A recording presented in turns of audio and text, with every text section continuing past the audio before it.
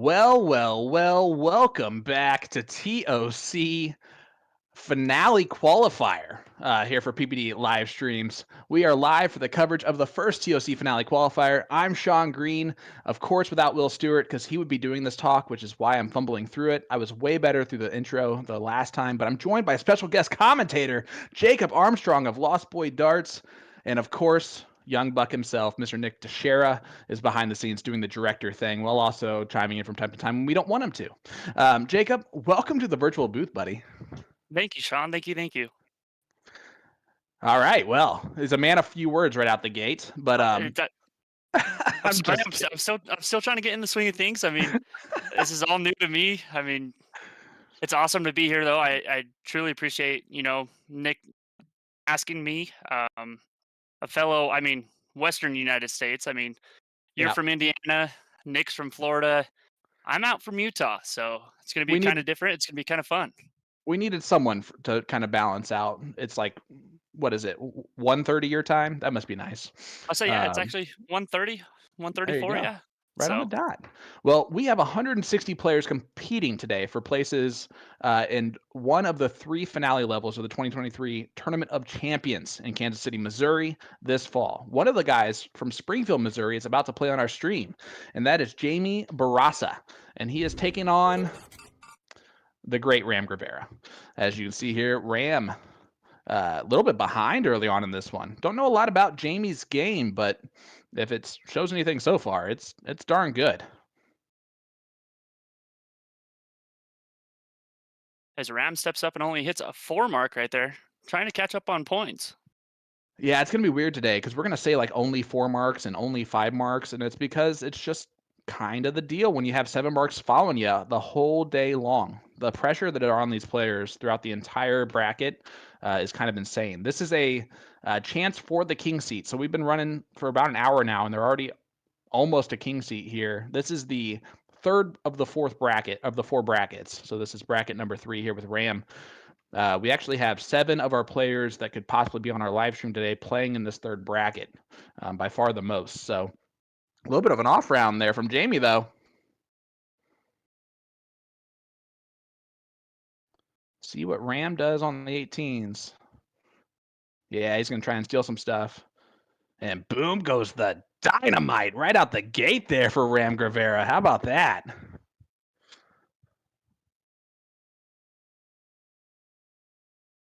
All right, so let's talk format, shall we, Jacob? We shall. Winner's side is a race to 2, and it's all cricket. We're not going to get any differences here. As Jamie falling apart here kind of at the end. You want to talk about open up the door here for Ram. You don't want to open up the door for Ram very often because he walks right through it, gets more points on the board as well. Do you like that move, switching back to the 18s instead of the 15s there on Dart 3? I mean, I think Rams just thinking, 309 to 143. Jamie steps up and only hits 115 and one bullseye. So I mean, that gives Ram that little room to work with to close that 15, and he does it first start. Oh, So he went for the win of the leg there, which he had every ability to do, and he'll be back to win the leg if he, whenever he returns, because he only needs 2 bowls to do so. Yeah, Jamie, you want to talk about starting out on fire and then just falling flat here at the end? It can happen in these brackets pretty quickly. it sure can. I mean, we've watched these, for years, and just one missed round can completely change this whole game. So Oh, look at that first start, 6.0 from Ram Rivera in leg number 1. That's decent. That's a decent start. yeah, it's not a bad start. It's about double my average, my league average in cricket. No big deal. Hey, how about shout out to Matt Graff with the Google AIs watching along with us. Heather Fuller from Arizona. I can't wait. Super excited to watch. We're super excited to have you here. Heather, shout out for another white horse the other day. Saw that. David Al, of course, always in our chat. Love what you guys are doing. Jillian Phillips. Hola. Como estas? Hopefully you're doing well. Ricky Bobby, what is up, brother? Saying what's up, Lost Boy Darts. Exactly. Big shout out to Ricky Bobby and Jillian, which is actually my hometown girl that I was telling you about. She unfortunately wasn't able to throw in this one. Well, there you But go. she'll be on another day. So Well, we're happy to be here. Like I said, this winter side is a race to two, all cricket.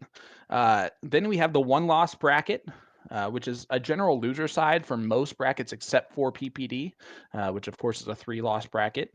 And that's a race to two. It goes cricket. We believe it goes 0-1 and then back to cricket. We are confirmed that it is 0-1 in leg number two. So same thing that we have for PPD Nationals. And then, of course, the two-loss bracket, also known as the one game run and gun, is a race to one. It's all cricket. All right. Prize money. Jacob, run through that prize money for us. Let's see. Prize money. First place will get $300 plus an elite finale entry. Second place is $250 plus that also finale entry. Third place is $150, also gets the finale entry. Fourth place $100 with the entry, and then fifth place is $50, but also gets that final entry. So, and Yeah. then sixth, Keep sorry, going. sixth through eighth, $50, and then ninth through 32nd is 25. So Well, there's nine mark number two that we've had so far today. And I know you guys want it again, but I'm not going to give it to you that soon. The important thing about the elite finale bracket, right, is it's $20,000 to the winning team at TOC. So each player is getting $10,000 each. And you got Jules Van Doggen playing today. You have Mike Maloney playing today. If you make that elite finale bracket in that top five, or even if we add a couple places onto that, maybe a sixth, seventh, that we don't know for sure, it's the top 128 in the finale gets that. But yeah, I mean, you get paired up with one of them, hey, and they can win you $20,000.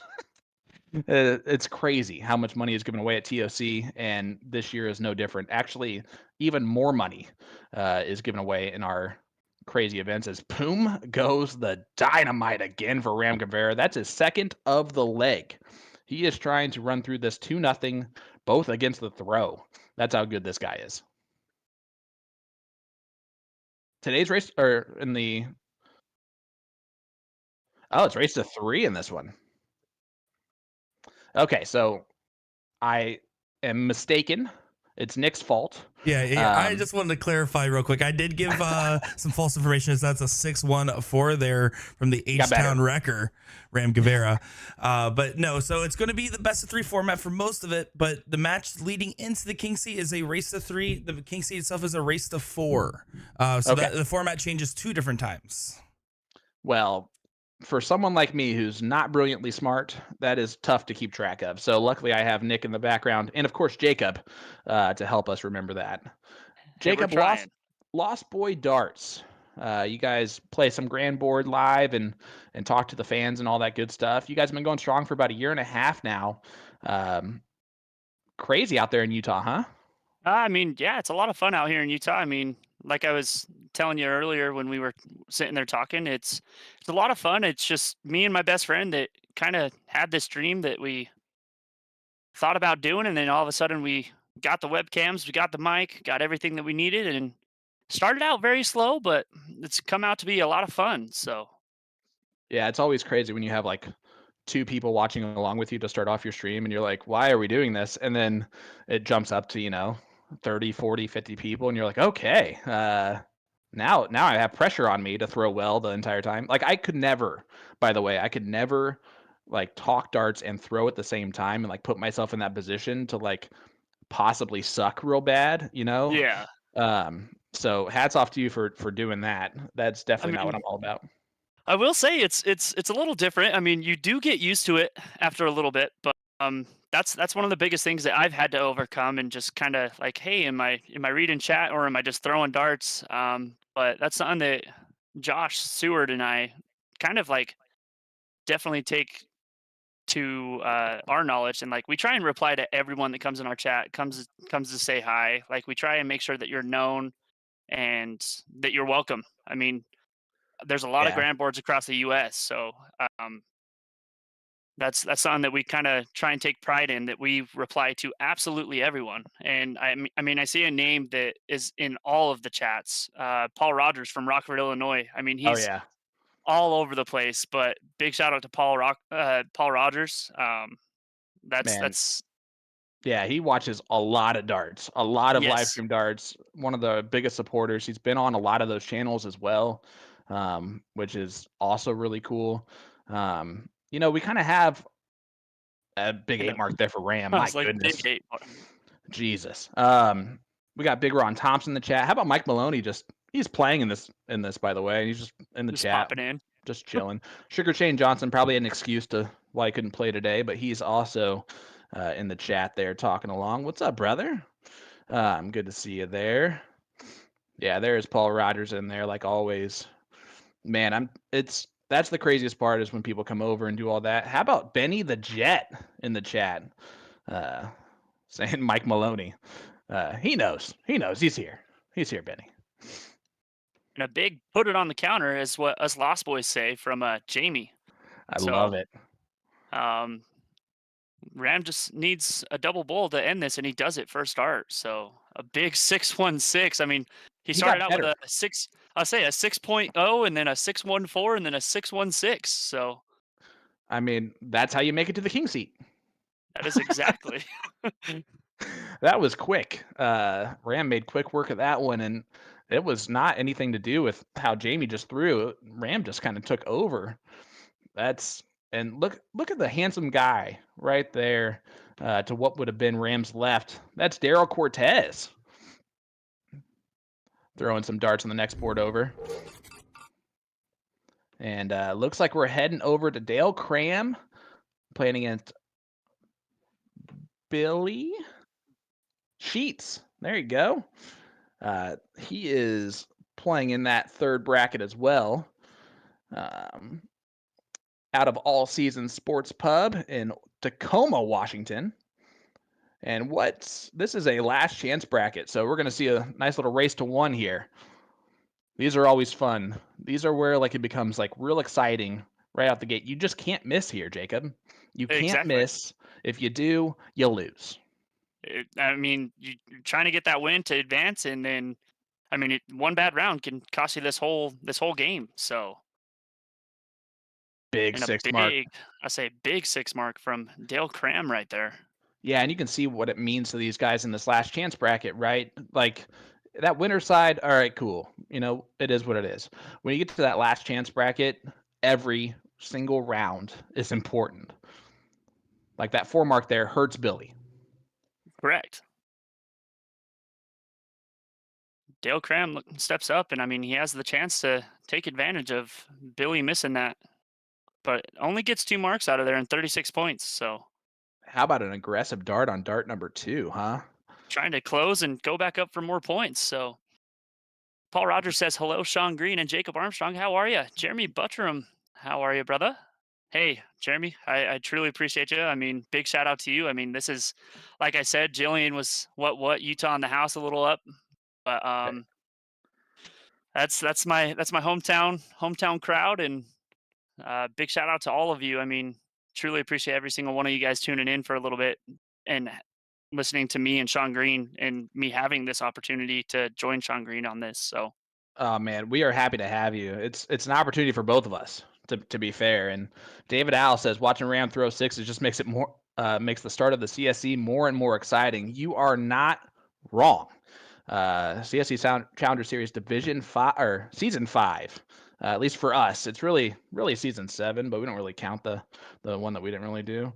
But excited for it. It is time to level up your game. The official CSC jersey for the August through October 2023 season is here. It is Mario themed. It looks wonderful. I love the 16-bit aspect of it. It's got a little Christmas color aspect of it too as well. But you can just order that. Go to magicwear.com. You can do /CSC-16-bit-jersey.html to actually get to the real link. And I'm sure that our young buck will put that in the chat at some point as well. I know he's watching 18 different matches going on, so I just wanted to give more on his plate. That's my whole goal. Make him freak out more and more. Yeah, Benny's saying, good to see Ram get rid of the yips. We haven't seen that in a hot minute, and it has just caused him to raise his game completely. And of course, he is one of our CSC Division 1 players this season, which I'm looking to make sure. Yeah, of course he is. Yeah, a lot of great names, a lot of new names in the CSE Division 1. It just gets better and better and better. You got Brandon Kessler in this one. An X1 Elite guy. Absolutely. Jake Smith. Gotta love Jake Smith. 100%. I actually met him down at Team Dart NDA, and one of the most stand-up dudes I've ever met. So, such a nice human being. Such a nice human being. Of course, his buddy Wes White is in Division 2, which I love more than anything else that Wes is going to be in that division, along with Tyler Hensey, who was in Division 1 last season, now in Division 2. I don't know how he does it, but in Division 2 as well is last season's champion, Mr. Brett Hollanday. So it's impressive. I'm telling you, it's impressive these guys end up getting in these divisions. As Dale Cram steps up and hits a big 6 mark, 50.54 scored, and also closes Billy's 15. So got a little cushion on top of Billy right now, and it looks like Billy's just going to close and go straight to the bullseye. So, well, Benny asking, how does one sign up for this? Benny, Season 6 will be based on play between July 15, 2023 and January 14, 2024. Go sign up for a PPD remote league and get in on the live stream action. How you qualify for the CSE? For every PPD league match played, DRT or All-Star Triples tournament played, players earn points on the All-Star rank list. This list is sorted by points, so the more points a player has, the higher they'll be on the list. A player's rank has multiple rewards, one of those being an invite to play in the Cricket Singles Challenger Series, or TOC. Get those TOC finale qualifiers and all that good stuff. Starting with Season 6 of the Challenger Series, invites are extended to the highest skilled players, 64, as Dale Cram will move on with his 3.48. Within the top 1,000 of the All-Star rank list. It used to be the top 500, so this is actually extending it out, giving more opportunities to more of those players that maybe can't play as many games to get in that top 500. Big names like Jules Van Doggen comes to mind just because it's tough for him to qualify with all the other stuff that he does, and same thing goes for all these other players, right? But it extends the eligibility range. That's how you say that. Yeah, the lowest Season 2 is roughly a 4.45 average this year. That's just absolutely nuts, and that's Season 2. I mean, so yeah, Division 2, which is crazy. Last season, I think it was a 4.21. I think was the cutoff there. It just gets better and better, man. I'm telling you, it's crazy. It is crazy as Dale Cram gets it done against Billy Sheets. So we got Young Buck letting us know what's coming up next. I know he's looking around. Is that what? Oh, it looks like we're going to get our look at the female bracket. So we're going to look at Tanya Knopp is going to be in that 2-loss bracket. So she's playing in a last chance.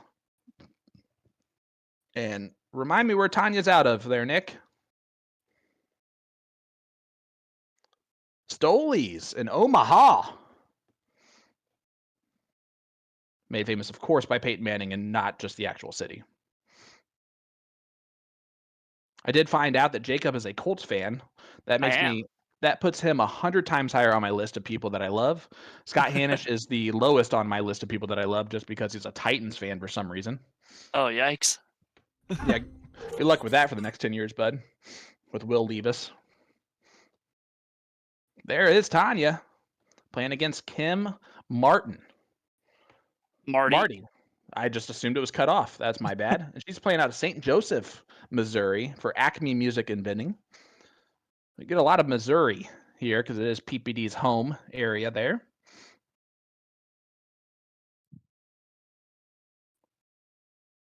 Yeah, this is the last chance bracket. So need to start getting some stuff accomplished. It's one of those things where it's the top 128 and then the top 64 ladies will be in that finale bracket, the elite finale bracket. There is 3 different brackets to choose from. Well, not to choose from, that you can be entered into. So you want to be in that top 5, top 8 range to be in that elite finale bracket at TOC. And of course, if you play the first time and you don't do what you need to do, you can always play one of the other qualifiers if you have an extra voucher or get a voucher that way. to compete again. So this isn't the only opportunity. There might be more. Hey, Kev Schaefer, you're from Indy. You stop that right now, okay?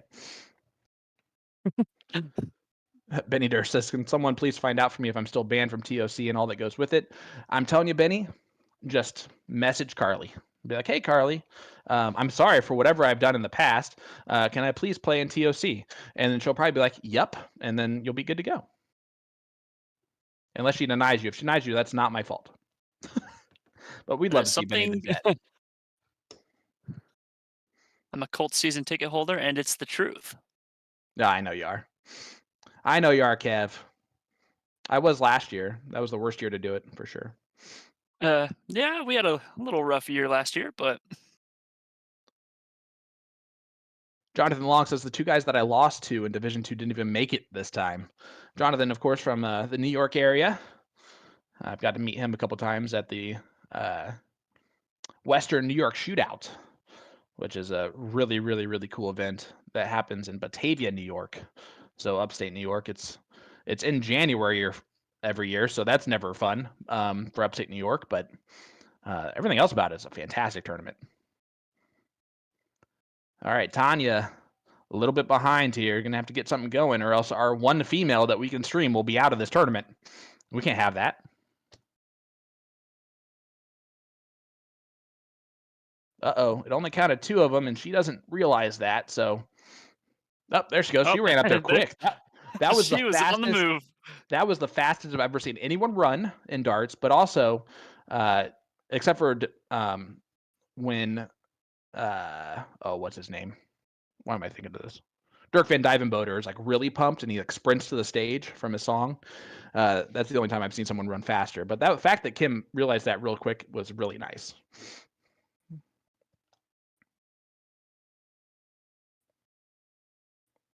All right, looks like we're going to add on some points here. What Kim's doing. Gets 2 of them. So Tanya is kind of locked in on 17s. Just waiting for that big round to get back into this one.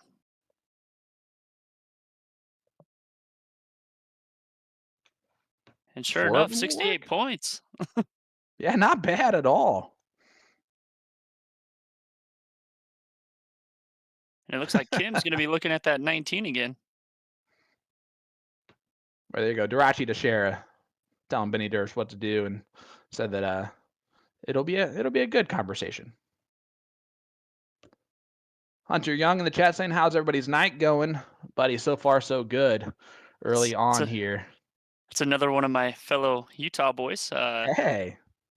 I mean, it's not really nighttime. I mean, you are in the same time zone as me, so it's only 1:55 in the afternoon, so I am so happy. Still young. So happy that you did that, because I thought about it and I was like, I'm just, it's just trying to be nice. But if that's also one of my close. I say that's one of my close friends. I mean, him and I are actually going to be throwing in what we call the Idaho Invitational out here on the West Coast next weekend. So big shout out for him. I mean, we will be in the open division, just trying to get things done. So, well, there you go. Hopefully Hunter carries you a little bit, or vice versa. When I needed. agree. As Kim looks up and only gets 38 points, Tanya's still waiting for that big round. Zoning in on that 17 again. Man, that first dart right above, and that makes it tough to really fire it into the triple. You saw the second dart kind of bounce off. Counted a single, and look at that. Next match will be Matt Perdon taking on Mike Maloney to get into the king seat. So that's going to be race to 3 all cricket format. Go ahead and hit that share button now, guys. Let everybody know what's going on.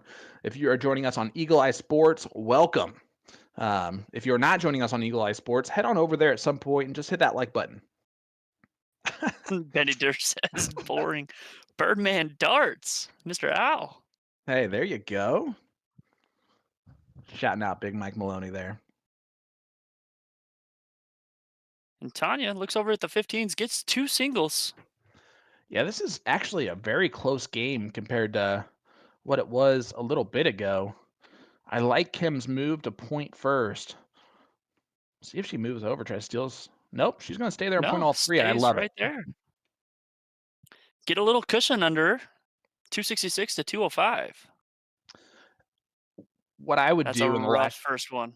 Yeah, it is, and of course, it drags it up in the third one too. It's tough to see, but I'm telling you, if I'm in this last chance bracket, I am pointing crazy because you can't lose the more points. You know, it's impossible. Exactly. And I've actually on Grand Board, I mean, there's a lot of people that, get mad about pointing. And I'm like, well, you won't lose a cricket game if you're up in points. So, Yeah, but when that stuff happens, I like you called Will Stewart the boss. um, when that happens, I was one of those people back in the day when I first started playing and didn't really understand the game of cricket as well, or didn't know that players play like this, right? exactly. Like when you're playing against Mike Maloney and you're not pointing, you're losing. Like that's Yeah. just you are. You have to be up 100 points at least before you can even look to close something else. It's just how you have to play in this top level format. And if you're a player that doesn't play in those top level formats, I'm telling you right now, point, point, point, And point. It's the and best way to win games. and that's the even better thing is you say only 100 points up against Mike Maloney, but Mike Maloney can go up and hit a 9 mark Yeah. probably following right after you. So I mean that 100 points, I mean, might not be so much, but that's just something that. And I'm the same way that with you. I started out, Boom just goes playing the dynamite. Sorry, that was a huge 9 mark on the 15th from Tanya. Oh, No, you're sorry, I good. had to do Sorry. that one. But no, it's exactly what you were saying. I started out, just playing the game and um just trying to finish it quicker than, scoring points. Yep. No, I mentioned this to some of my friends. I played in a blind draw in Southern California when I was out there a couple weeks ago, and there was a phenomenon of the Mike Maloney double, where people are trying to close with that double, and I didn't say anything because I'm like, okay, well, I can maybe win this blind draw if that's how they're going to play. Um, and I split first place. It helped that I had a good partner from the Yeah. people that I drew. Thankfully, that happened. Gilberto, shout out, buddy. Thank you for that. But yeah, Tim Goodwin says Scarborough plays the shutdown game instead of points, and there are different strategies for sure. Different strategies in darts. That's But some of them are and losing strategies. I'm just kidding. yeah. Exactly. Well, I will. And Like as you Scarborough see, doesn't lose either. I say Tim Goodwin. I mean, we've seen Maloney triple dip using the opposite strategy. So, Yeah. Yeah. and Mike Maloney replies. So, All right. Yeah, Brandon Schmidt saying, "Get it, Tanya." That I'm telling you, that 9 mark on the 15s dragged her right back into this match. And another nice 4 mark. She must really like the 15s. This is round 18 of 22. So this has become no one's closing anything. How many points can you get? And can you outpoint your person with 2 rounds left? and 57 scored for Kim. So, Tanya's just trying to keep up and keep those 15s alive. Yeah, you hammer the 15s. Don't look at anything else. Don't look at points. Just you want a 9 mark on the 15s right now. That's a brutal first start. Ooh, opens up the door. Again, if you're Kim, though, you don't close the 15s here. No, you do not. You try and put this out of reach, I think, for Tanya. Yep. A treble 19 here goes a really long way. Oh, Tanya's going to get her chance here. She needs 4 15s to win this game.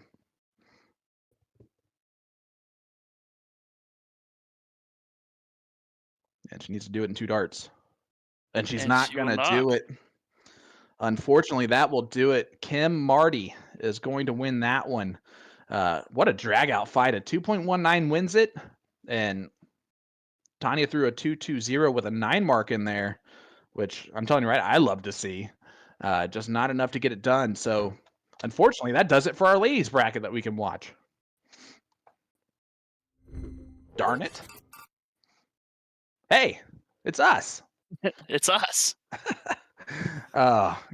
Guys, I know you were super excited to see that ugly mug on the screen, but man, we are back here. This is the TOC finale qualifier, the first one in our list of ones to do. Again, 160 players competing today for a place in one of the 3 finale levels. As that is looking straight down. That's going to be Mike Maloney's board. It has to be. This can't see this. Okay. They can see us. Great. Now that I know that, Great. I'll stop looking around everything else. My goodness. So we're having a great day early on. We got a long way to go. This is what we're about to see is Mike Maloney playing for the king seat against Matt Perdon. So we're also going to see Matt Perdon playing for the king seat as well. If we look over at that bracket, which you guys are going to see that I have it on my other thing altogether. The other side of the bracket is Lee Cleland and Nick Yeast. So winner of that one will also be playing for that king seat. A lot of good players in that bracket. Number 1, Randy White was in there. I say was. I don't know if he still is. I'm going to guess that he probably is. He's from Washington, of course. And then we have 4 different brackets that we're looking at, including the ladies bracket. We're not really paying attention to bracket number 2, even though Jules is playing in that one. Doesn't matter. We don't have a single person that we can stream in that bracket, so that one just doesn't matter to us, you know? Look at that. Man, I'm telling you what, we got to get you on here more often. You bring a whole new group of people that come along and chat with us. I love it. And that's just it, though, is, like I said, that Spencer White, he jumps in our Lost Boys stream all the time. Big awesome. Shout out to Spencer as well. Like I was saying, Hunter's one of my local boys that I talk to all the time. As we jump over, and Mike Maloney just throws in a nice white horse right out the gate for what we saw. Exactly. Typical Mike. And then look at this. He's going over and practicing on the board next to him in between rounds. He just can't get enough darts. I wonder if he's playing like a league match right next door. You know, might as well double up. But as I read chat, Heather Warzala, Lost Boys, exclamation points. Shane Knapp is also another Utah guy. Thank you, Shane. That's a big compliment from you, brother. I truly appreciate that. But man, I'm telling you what. As Hunter asks you a question right there. How many booms goes Dynamite on this next match? Well, I missed one on purpose, to be quite fair. He throws a 5.77. Those are rookie numbers. Got to pump those numbers up, Mike. He averaged about a 6.0 in the last CSC Challenger Series. So we know that is an off leg for him, which is just stupid to say out loud.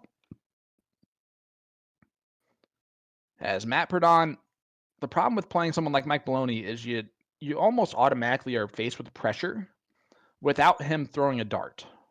And I know that might not be how you're supposed to look at it. It probably isn't, but it just is how it goes when you're Mike Maloney. Correct. And he does this. Oof. I will say it is nice to see Mike Maloney. I know that Benny Dersh mentioned earlier that it was nice to see Ram get out of the yips. It is also really nice to see Mike Maloney back on top of his game out of his yips. As I look over at chat real quick, and Al, that's Birdman Darts, also says Lost Boys. Big shout out to you, Al. Appreciate you, man. Millie in there saying let's go. He joins our streams all the time. Sends me a lot of funny memes. There, Boom Goes the Dynamite memes. As we get one right there, Boom Goes the Dynamite. How about that? We've had 6 so far on our stream today. And 2 from Mike Maloney. And we had 2 in the same match from Rand Guevara. Yeah. In the same leg of darts. Oh, true. Doing crazy stuff. Benny Durr saying this is beyond the top of his game before. And Benny, I think you would not argue this. He had to be. He had to get better than he was before because the game has just gotten better and better, you know? The averages are just rising and rising. I think Jeremiah Millar said it best, 6 is the new 5, which is insane. I don't necessarily believe that, but it's definitely a 5.7 is probably the new 5. And I just throw a 3. So that's why as Dominic Teixeira throws in there, Sean Green, did you ask Nick Teixeira who beat him in league? Dom, you didn't have to give me that hint. I knew it was you when you brought it up. I played one league match doing my Sean Green impression, and all of a sudden, everyone thinks I'm the new 2-8 in town. Ouch. 2-8. You've seen me throw before.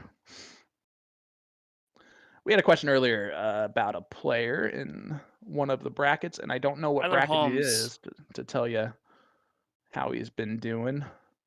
He might be in that second bracket, which means he's in the bracket with Jules, so he's probably doing okay.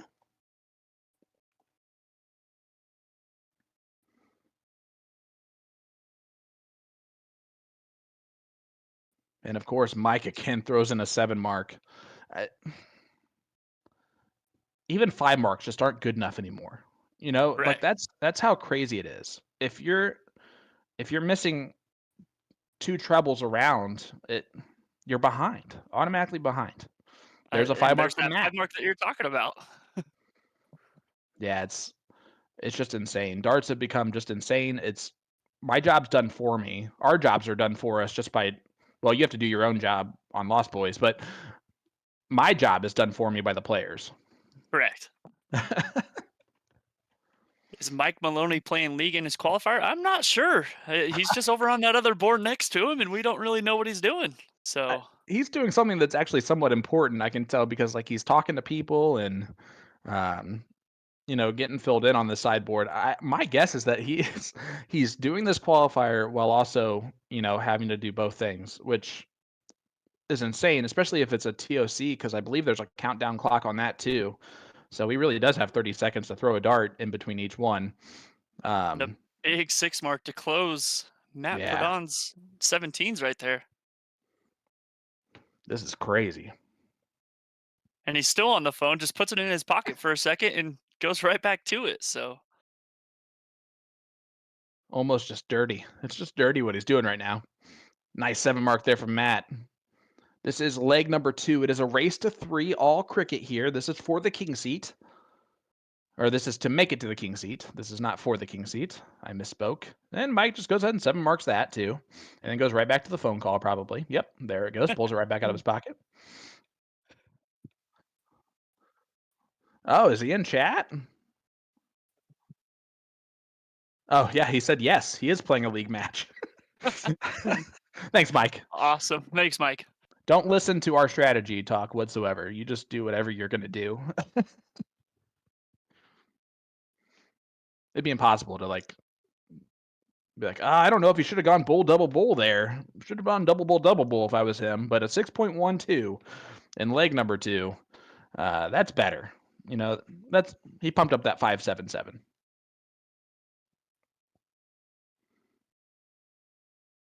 As Paul Rogers says, yes, he is doing all of the above because Mike is the man.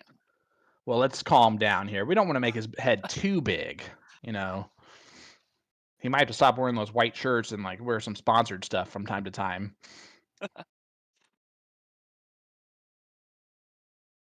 Might be playing Iowa Dart League. Yeah, that could be a possibility. Yeah, Benny just goes gross. Yeah, it's crazy. Guys, hit that like button, hit that share button wherever you're tuning in from. It helps us. We're going to be here for quite a while. We got quite a few people to stream today, including you, the man, the myth, the legend you see there on your screen currently playing a league match and also the TOC finale qualifier in Mike Maloney, while also in our chat. He's doing all 3 of those things. Correct. That line's interesting. It looks almost like just a duct tape line. It kind of does, from our angle at least. Hey, you do whatever works. I do like the rope off section. Do you see that? With what looks like gambling machines. As he zooms in, and that is duct tape. Oh yeah, for sure, duct tape. I know my duct tape when I see it. I can't use it. I'm not that type of guy, but I know what duct tape looks like. And looks like a roped off section to his right.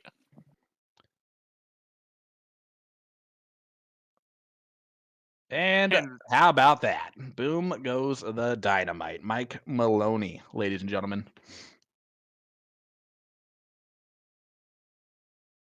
I would find it very frustrating to have to play him. I would probably have to agree with you. And you're And trying to like we actually were do saying, that. Yeah. I say, and then Matt Perdon, I mean, only goes up and hits 317. So just trying to get that little edge that Mike Maloney has on him. But Mike Maloney steps up with the first start, closes his 17s, and then big 7 mark. Yeah, So just crazy. He's throwing above what he's thrown so far in the first 2 legs, but he's trying to take this down 3-0 and move into that king seat. Let me see how it's going to be Nick Yeast waiting on him if he does complete this. But I believe just by making it to the king seat and also to the top 4, does that guarantee you finale qualifier? I believe it does. Top 5 is automatically guaranteed. So, if I'm not mistaken, that's about where that'll put Lee Cleland. He's in that 5-6 spot. So, yeah, I mean, that's all you got to do. Mike Maloney steps up and double bull on the second dart to win that one with a 6.0. Yeah, just a 6.0. I say just. That's ridiculous. Big darts there. Big darts. Well, guys, we are going to take a very short break to hear from our sponsors, Sean Green, Jacob Armstrong, Nick Teixeira. We will be back with more action right after this break. Don't go anywhere.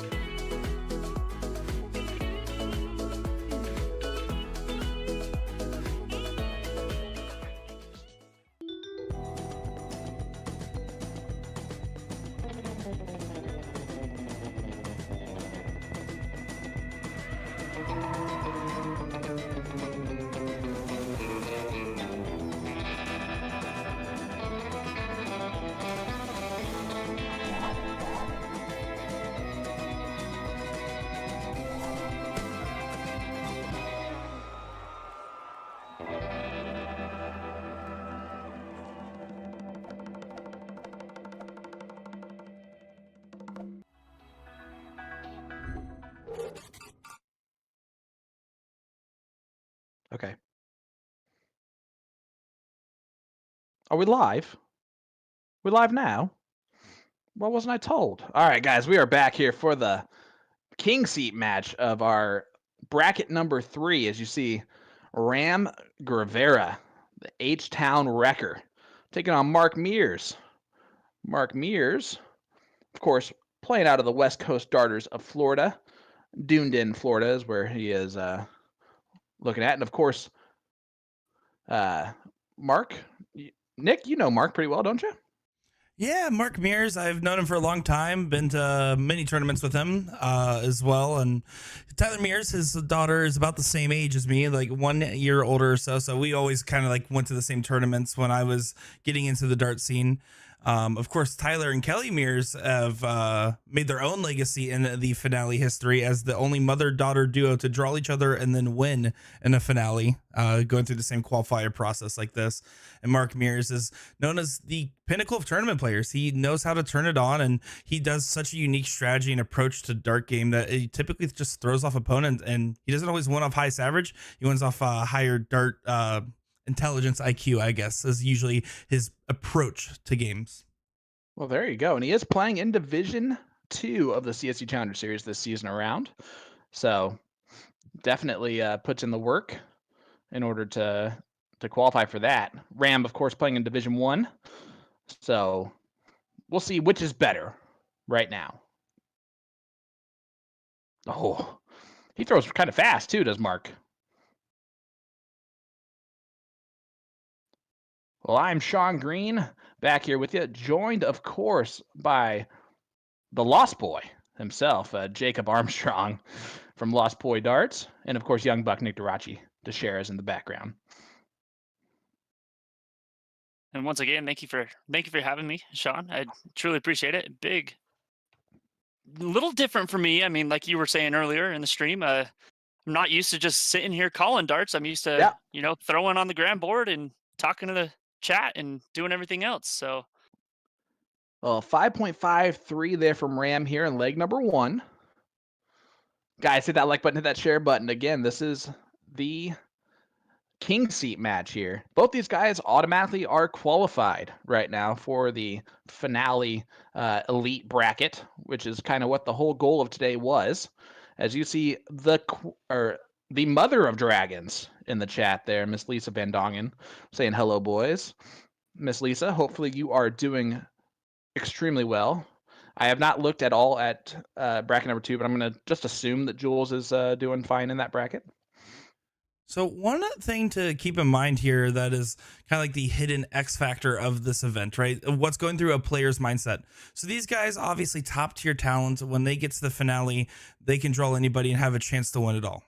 But there is some of these other players that are going to sneak into that 5th position that might be lower average, that might not see if, the likelihood of hitting first place. But the reason to get to the finale, the elite level finale, and do well in this qualifier is because that last place payout is extremely high. Last place in the elite finale is $850. So you're actually guaranteeing more money by the way you go up, because it goes from $250 to $600 to $850 depending on what level you place. So even if you aren't trying to take it all the way home, or you're not feeling confident in your dart game, you want to try to do well in these qualifiers because it's just guaranteed money in your pocket. Yeah, you know what? I'm going to be honest with you. If it was me and I'm a 3-1 average and I sneak into that 5th place spot, I feel terrible when I get to TOC and someone draws me as their blind draw partner in the finale, in the elite finale, because they can see that average. And that's the worst part. Like, they know going into it, they're like, oh man, I got someone who sucks. And obviously a 3-1 does not suck, right? It's above average, but for the elite bracket, I mean, that's 4+ is kind of what you're looking for there. Yeah, it's a field full of 4+. You're right.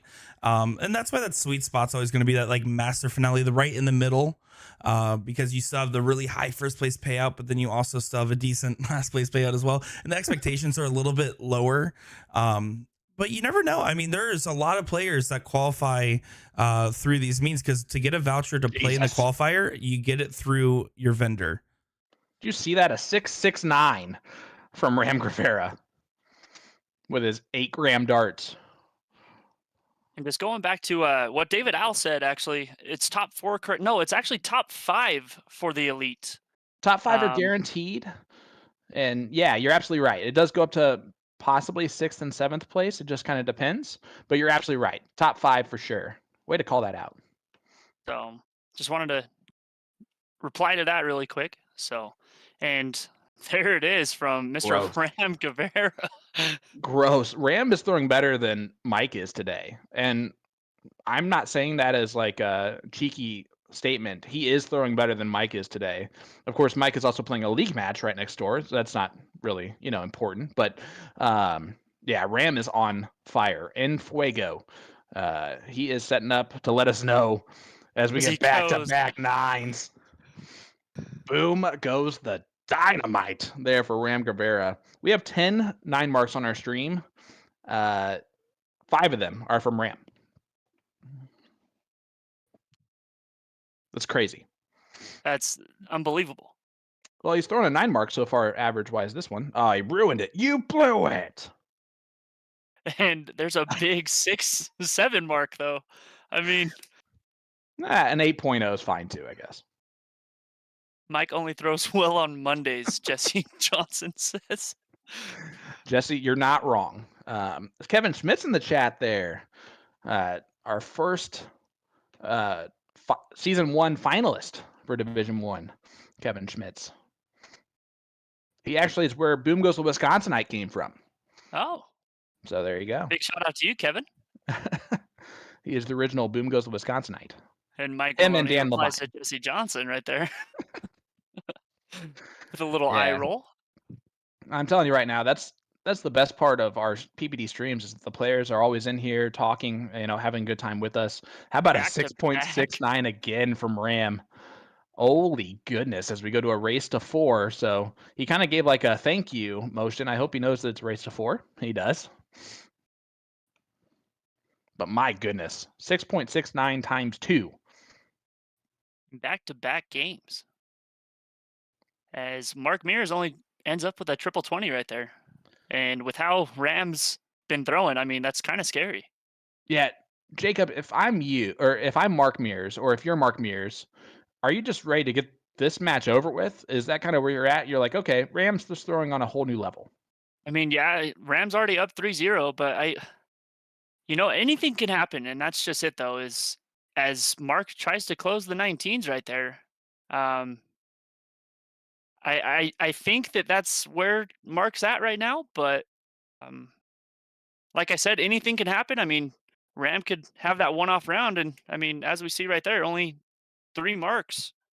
So I think you are correct. I mean, he's ready to get on to the next one, and he's throwing way faster than he did. Yeah.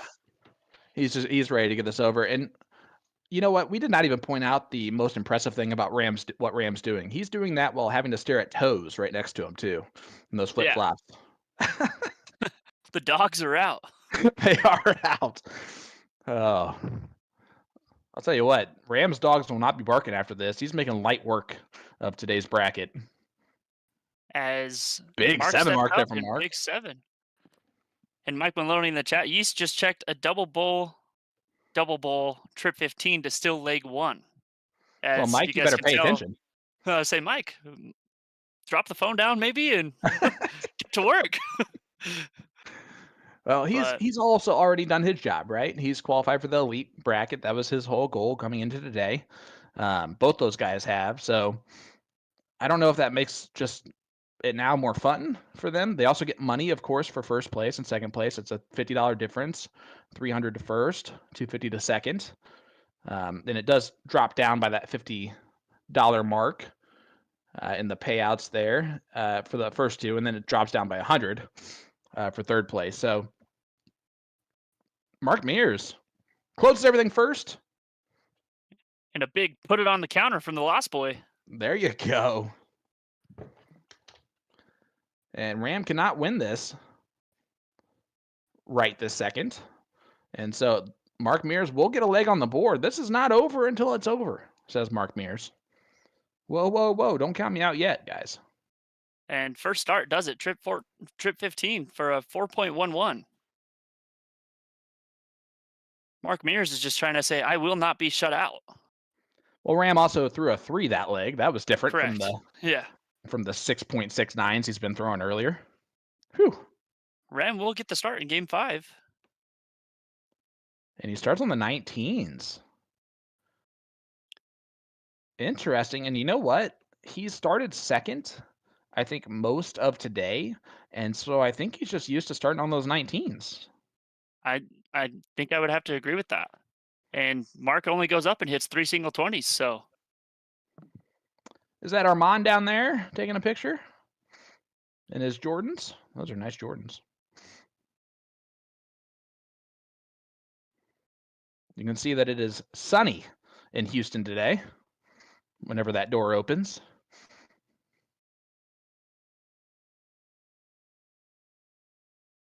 Yeah, and Mark's still just throwing real fast and kind of ad-libbing here.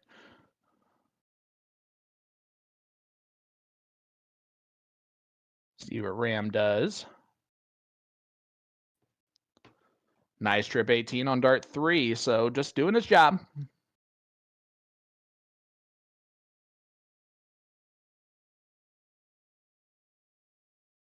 Yeah, and Mark switched after dart 1. I'm going to guess that first dart blocked it.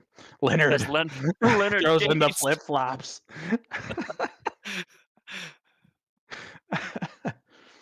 And here yeah, we Dom's go. saying that's the way Mark plays. I still think he's throwing just a little bit faster than he normally does still. And again, I don't blame him at all for it. But you can see that this round's a little bit more his normal pace of quick. There were a couple rounds there when he was just chucking them. Ram Guevara, first start. I mean, let's see what it is. A 508. Hey, it is good enough to get it done as Ram will be on that king seat. I still love that Leonard came into the chat just to say flip-flops. Just to say flip-flops. That's wonderful. Leonard will also be looking to win his 3rd season of the CSE Challenger Series and kind of stop the Mike Maloney train that's won 1 in a row in Division 1. So another storyline. You never know. As we're looking at the scoreboard of Mike Maloney and Nick Yeast, I don't know if Nick can change the camera real quick. Oh, there we go. There's Mike Maloney himself. If you thought that's what he looked like, you were right. Correct. And you see him jumping right on his phone to talk in the chat. And you can see all the hard work that goes into it for Nick, right? Behind the scenes, is he's got to cut all these videos and do all that. And I don't even know if everyone else can see what we're seeing. Yeah, that we can. I can look at it on the screen here because I'm not stupid. But you got a question for you, Sean. David Al says, how can we get into the CSC? Oh, man. I thought that you would never ask. Well, Season 6 will be based on play between July 15th, 2023 and January 14th, 2024. So go sign up for a PPD Remote League and get involved on the live stream action. For every PPD League match played, DRT, or All-Star Triples tournament played, players earn points on the All-Star rank list. This list is sorted by points, so the more points a player has, the higher they'll be on that list. A player's rank has multiple rewards, one of those being an invite to play in the Cricket Singles Challenger Series. So starting with Season 6 of the Challenger Series, invites are extended to the highest skilled, NPR, 64 players within the top 1,000 All-Star rank list positions at the end of each eligibility range. So get involved by going to dartstoc.com and just checking out the map. The map will show any location with G3 boards within the PPD system. You don't have to play that many games to be eligible either. Consistently playing 1 league a week, maybe all-star triples, will keep a player eligible for CSC, TOC, and all that stuff in the future. Again, go to dartstoc.com to get signed up today. And that last little bit I did not have written down today on my sheet, so I had to ad-lib all that. I memorized it, sadly, but I had to remember it. As Leonard says, you need a hamster to get in. Well, now we know how Leonard gets in every time. Schmitty Smith says, look at the size of them darts. It is a direct downward angle pretty much that we're looking at, so his darts are not as long as they look. And a big Nick put Yeast, it on the counter. Nick East takes a 2-1 lead against Mike Maloney here in this King Seat match. It is a race to 4.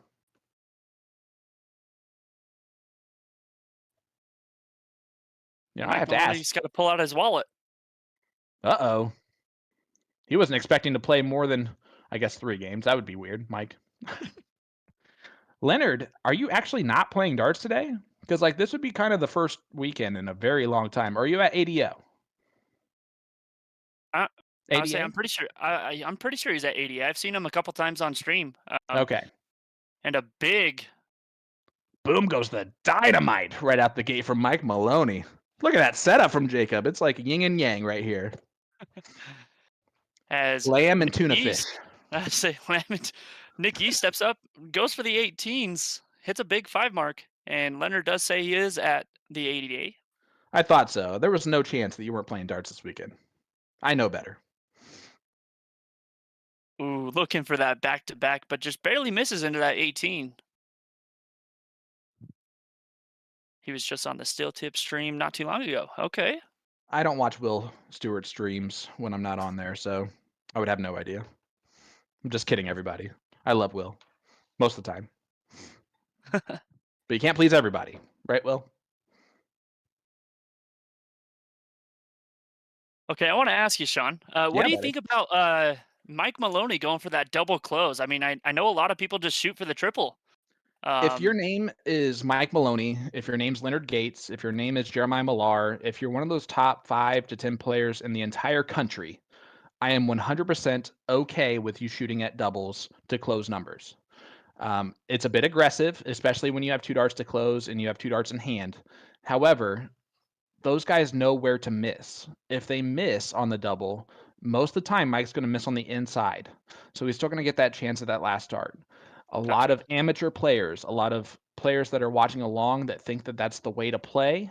I'm telling you right now, unless you can aim on the inside wire of the double, don't you dare shoot at the double when you have 2 darts in hand. That's silly.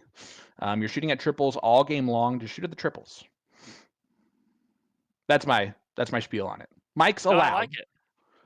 And as what you were just saying, I mean, that was really a single. I'll say, needs the single, but falls into the double right there. So, and Nick Yee's going for that bullseye, and a big put it on the counter from him. So he likes those bulls, huh? Definitely does. Triples for show, doubles for dough. Malik, that is not no. Mike Maloney looking to close this one out, and he does it. Yeah, big darts there from Mike Maloney. 6.67. Yeah, that's decent. We've seen some 6.69s that have been a little bit better, but a 6.67 is pretty darn good against a 5.2 of Nick East. I'm telling you right now, I want to know more about Nick East. That's what I want to know after watching this for a hot minute. How about you? I fully agree. Well, let me see if I can figure something out. Gates has no competition, so he's watching it as he's throwing on the ADA stream. Well, I mean, as you see, Mike Maloney, I mean, he's been in our chat a couple times and was throwing a league match to his right. So yeah, it's crazy. You can see how it looks like his darts are way longer than they are. He throws a slightly above average length barrel, but it is not nearly the length that it looks like on the screen, guys. I cannot stress that enough. Slightly above average length, that's Mike Maloney. Nick East stays for the second and third, hits 120. And Nick is playing for East Iowa, West Illinois, Abraham Amusements. So okay, that's actually the same vendor, I believe, as Mike Maloney. And another big 3 in the bed from Mike Maloney right there. Sorry, I missed it. Boom goes the dynamite. My bad. By the way, having me do the 9 mark counter is just terrible too, because I've forgotten. I think I've forgotten at least 5 of them. When I said that there wasn't a 9 mark counter, it wasn't necessarily me asking you to fill that job, but I appreciate you tried to take the mantle. I did it for a good hot minute. It's kind of like every week for the CSC. I will write down like on the side like stats, and I'll try and keep track of every leg. This one, to tell you how good I am at it, was Kenny versus Kevin. So this is back in the day, and I wrote down leg number 1's average, which was a 5.09 for Kenny and a 4.75 for Kevin, and then I never wrote down another one. That's how well I keep track of that stuff. As Mike Maloney steps up. Boom. Oh, he only gets a 7 mark. Typically, I can call it out ahead of time if it's someone like Mike Maloney because it's easy.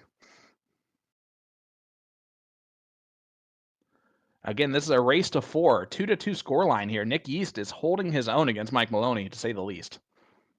I did not mean to rhyme that. It just happened. You're a poet and didn't even know it. Sometimes, you know? And there's that double that I just asked you about. Yeah, he's going to do it. And again, he'll argue every time that it's the right shot and all of that. And he has conceded to me in private that the way I say it is correct. He's teaching people the wrong way. That's why I hate when he does it. Is that he's teaching players that necessarily shouldn't shoot at the double, that it's okay to do so, and most of the time it's just not. You know, I don't know how else to put it, because if you bang outside twice, you've just wasted 2 potential darts there, easily. Correct. When you could have singles. Yeah. And of course, that is coming from someone who throws a 3.1. I mean, I'm not much above you, so. Okay, 0.6 above. Let's calm down. I've seen you have proof that you're pretty good. I have decent proof, and there it is, double bowl, and a double 15 to win that game. Do you think that's got to be the most favorite way Mike Maloney has ever taken out a leg? To have 3 doubles? Agree. Yeah. How about that? He takes a 3-2 lead.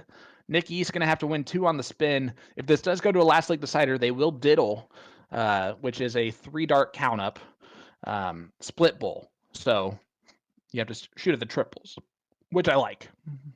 I definitely agree with that. I like the count up for the diddle to see who goes first. As Nick East only hit 3 single 20s, and Mike Maloney will step up and hit a 7 mark.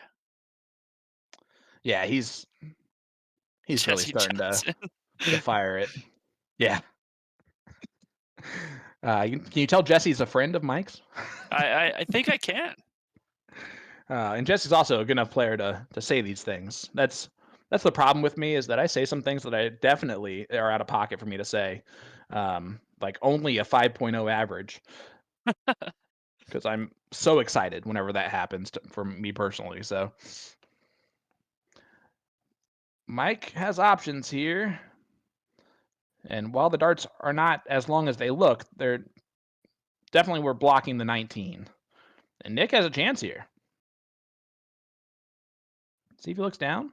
He does. Hits the treble 19 for the double. The right way. Way to go, Nick. Not you, Nick.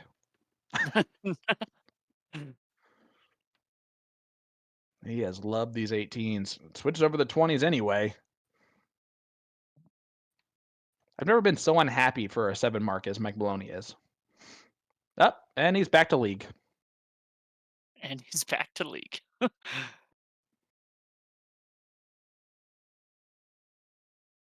Just going back and forth, as you guys can see on the screen. When you play league matches, have you ever done like a side-by-side remote match Yes, before? I have actually, and it's absolutely busy. It's brain-boggling. Like I just don't even. It's hard because I mean you have the countdown timer and he has to do this at the highest level. Exactly. A controversial opinion here. I prefer playing 2 at a time. Really? Absolutely. Like 2, 3 at a time's too much. I've done that a couple times, not my favorite, but when I play my normal Wednesday league right now during the off season, I absolutely play 2 at a time. When I play 1 at a time, I average significantly lower because I'm starting to think more. I don't go into autopilot as easy. It's interesting. I like that answer. What happens when the 2 players focus on themselves and not on you? Well, I was trying to make an entendre joke and it didn't work out. Womp womp. Anyway, Nick just is like, screw it. I'm just going to have bullseye.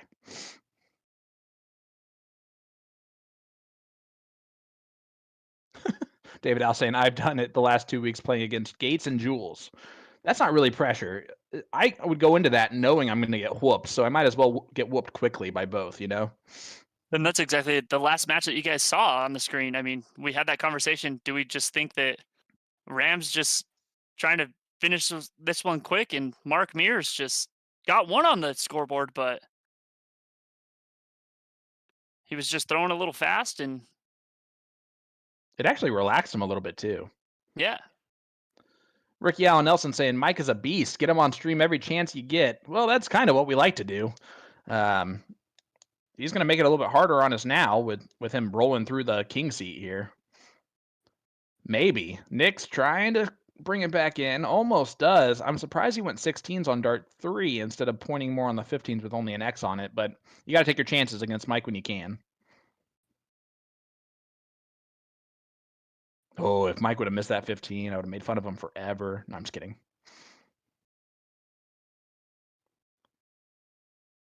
Johnny 4, what's up, Mr. 10K? I love it. One of our PPD Nationals 10K winners. Won the entire 10K bonus pool on his own. So he got 10,000 himself. It's a nice payday. Maloney finishes that one. There it is. Wins it 4-2. Nick gave him a little bit more of a game, I think, than Mike was. Not that Mike wasn't expecting it out of Nick. I'm sure that they know each other quite well. But Mike had to work for it. That's for sure. I agree. And Mike Maloney's on the phone trying to, I think, talk to his league match that he's throwing over to his right. So no, he's probably just listening to us. Mike, great job, buddy. Great job. Yeah, great job.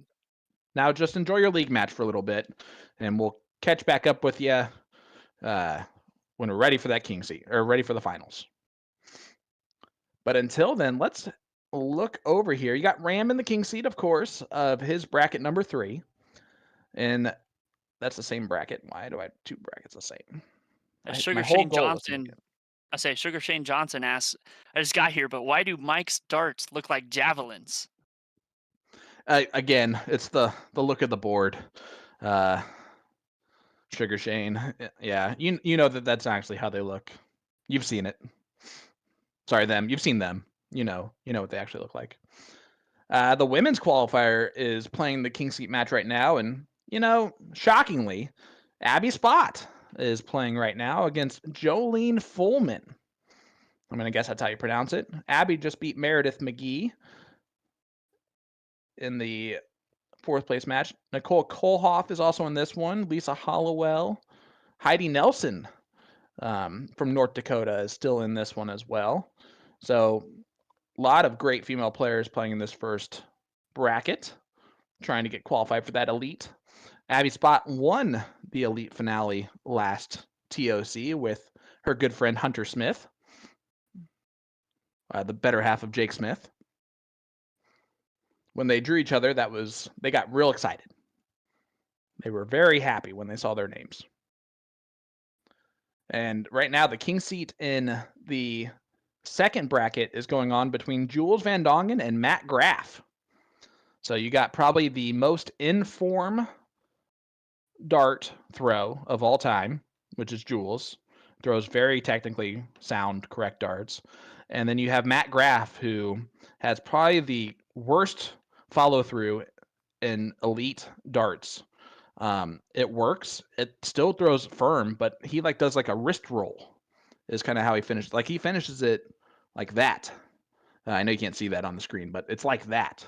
Eric Holmes, a.k.a. Flip Flops, doing work here in the race to 2 on the one-loss side. It's going to be the one-loss side that we're looking at here. So Eric Holmes versus Scott Mijovic.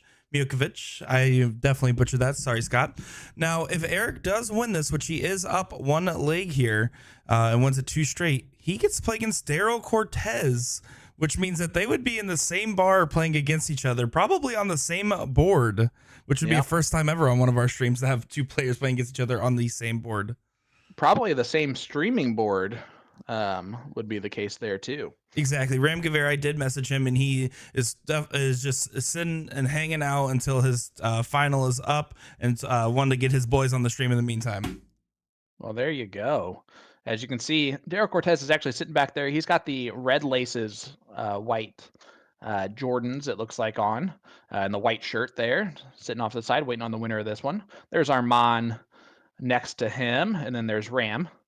Eric gets it done in that one, so he takes it 2-0. That gets a little clap from Ram right there. So it's going to be Daryl versus Eric on the same board. I love the Kramer shirt from Armand. I love it. Of course, I don't know if you, back when Star City Amusements were doing their live stream, they did have to change the name of the live stream to Fight Night, I believe, due to a fight actually breaking out between players on the stream, which was wonderful. I don't know how I would have handled that, you know? I don't know how I would have handled it either. I mean, like we've said, I don't stream like you guys do, and it's just in my best friend's house, so. Well, same. That's same, but I'm not actually playing. That's the difference, I think. Sugar Shane saying I announced it and Abby sprinted around the building. Yep, that's literally what happened when they found out. Again, while winning is great in this elite finale or this elite qualifier, the most important thing is getting into the elite finale entry, and the top 5 in each bracket do. This match means more than most, because this will get you to the 4th place match automatically if you win this one. So Daryl and Eric are playing for a lot. Both friends, one wearing flip-flops, and I don't even think you can say anything to Eric because he looks taller than anyone else in the bar. So the winner of this match, just another fun fact now, the winner of this match, if Zach Hunter wins his match, is also playing in that same bar. So that could be back-to-back of the same bars, and then, of course, Mark Mears. So just to give you guys a heads up of what we're going to be covering from here on out, we're going to be following along the rest of the tail of the tape here for the stadium run, and eventually getting back to the finals to cover Ram Guevara's final and Mike Maloney's final, assuming they're not going out at the same time. Johnny saying, I sprinted around the building. People thought I was a crackhead doing so. Of course, he might be referring to when he won 10K, which I would definitely have sprinted around any building. And the size of me, I'm not good at sprinting at all. Definitely not for long periods of time around any type of building size, unless it's like a shed. So that's always impressive. Yeah, Zach Hunter, all these guys are playing at the stadium in Houston, Texas for Star City Amusements.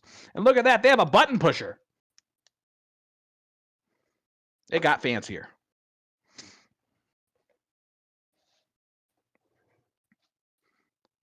Armand saying, are you zooming in on my shirt? I'm getting messages. Yes, the Kramer shirt was zoomed in on for sure, buddy. Had to. Absolutely had to. And he's going to hear that right about now as we zoom in more on the shirt. And here we go. There it He's is. putting his phone up to his ear, just making sure he could hear us. Yeah. What music is played mostly at the stadium? Let me know that, Armand. Caleb Hunter, I believe that's Zach's brother, saying something very unkind as they are doing the diddle. And only 60 from Eric. That's not going to get it done, most likely. Nope, definitely not. Definitely not. Nice 180 there from Daryl, just to not only just to let him know that you lost the diddle, but you lost it in style. Now the question is, can you repeat that in this first leg of cricket?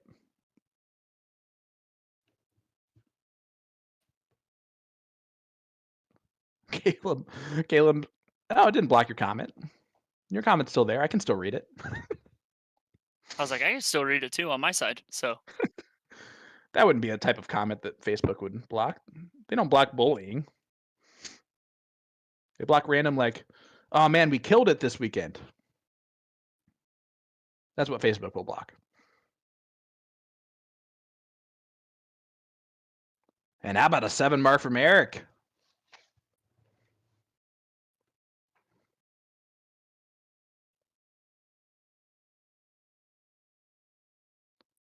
Okay, the Texas boys are going to go back and forth, it looks like, bud. We're in for a doozy. Matches like this are why you don't need your entire chair. You only need the front of it. I like how you leaned forward when I said that. I'll lean back. I mean, it is what it is. But only 38 points scored for Eric Holmes right there. So Daryl looking to capitalize and does just that. Jacob Meter, you ain't a wolfin when he said watching the Star City bracket. When I was like counting up how many players were playing in this third bracket, 4 out of the 5 players that signed up at the stadium are in this bracket number 3. Crazy.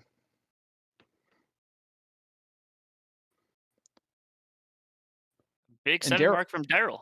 Yeah, and if you look at his form, man, he just makes starts look so easy. Just nonchalantly just gets him to the board, and they're exactly where he wants them. It looks like he doesn't care when he throws them, but you know he does. It's crazy.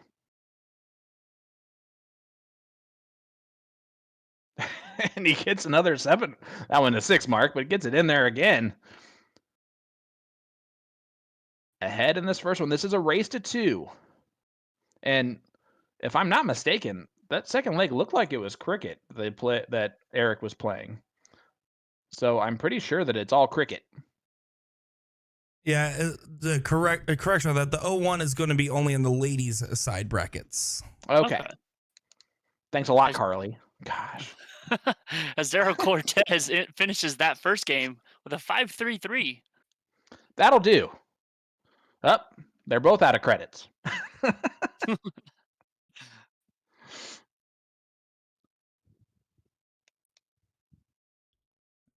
You see a little fist bump between them, a little respect between friends going against each other. But you can see, even during that fist bump, Eric was already staring at that triple 20. He's dead serious. I mean, their average gap right now is from the first game was a little bit wider than what it actually is on paper. It's a 4-5 versus a 4-2 is what we're looking at here between these guys. Okay. Yeah, Daryl is in Division 2 of the CSC Challenger Series. And Tyler Holmes is, but not Eric, if I'm not mistaken. Let me look at my actual list here. He is not. However, I mean, dude, let's talk about this for a second, right? You're in Utah. Leonard Gates plays at the stadium too, right? Correct. Let's throw that out there. So you have all of these players, these top level players in one area. Wouldn't you just be a better dart player just playing against these guys every week as we get a boom goes a dynamite? I definitely have to agree with you. I just watching these guys, I mean, on stream and seeing how these guys are doing around the world. I mean, Leonard traveling all over, and a big 7 mark to follow Daryl's big boom goes the dynamite to put him up 300. But Daryl steps up and, like you said, nonchalantly just makes it look easy, and big 6 mark to close Eric's 20s. But no, I have to agree with you on that. Just being around these guys and seeing what they're doing and seeing if you could tweak your game any to try and compete with these guys. Yeah, I mean, they're clashing all the time, right? They're playing blind draws against each other all the time. I'm sure they're playing league matches against each other all the time. Iron sharpens iron. That's how the saying goes. But I mean, it's crazy to see how many good players are playing the CSC that are all from the same area and that play. You know, Leonard's the face of the seniors right now. The senior, the world seniors. And it's just really cool to see. As Tim asked me, are there many players in Utah over a 4? I will say that there's not very many. I mean, you got, I can name off a few, but I'm getting there. You're getting there. Can't say that I'm there yet, but I am getting there. I'm right below it at a 3.7. So, definitely not there yet. And as Daryl single 16, trip 16, and a single bowl. So Yeah, I right now Eric is on the outside looking in, and he's got to do some real damage here. As you saw, he threw that last start with a little bit extra oomph, but Daryl is just clinical with the way he's rolling through this. He goes double on dart 2 with the block and closes it out. Smart darts there from Daryl Cortez. Yeah, Caleb saying we are stacked down here in Texas. Yeah, it's got to be hard Yeah. to play without being really good. As he calls out Armand. Hey, those of us that can't play at the high level, we do streaming. That's our whole goal, you know? And that will do it for this match right here that we just seen on the stream. Yeah, Daryl with a 4.85. That'll do. You know, that'll do. Eric's not out of this bracket yet, but he does have a tougher road to qualify in this first one for the TOC elite finale. You know, he's got to roll through the one loss for quite a bit. And did Zach get it done on his side? He did not. So he ruins everything. We don't have another. So we're going to be either getting Eric, Daryl, or Zach Hunter, whichever one of the three hops on that board there, since they're all in the same bracket. So Ram's going to be waiting on these guys regardless. Yep. And so we're going to let them get a second to get situated, decide who wants to play on that board. Take a little break here to hear from our sponsors. Absolutely, guys. We'll be right back. Don't go anywhere.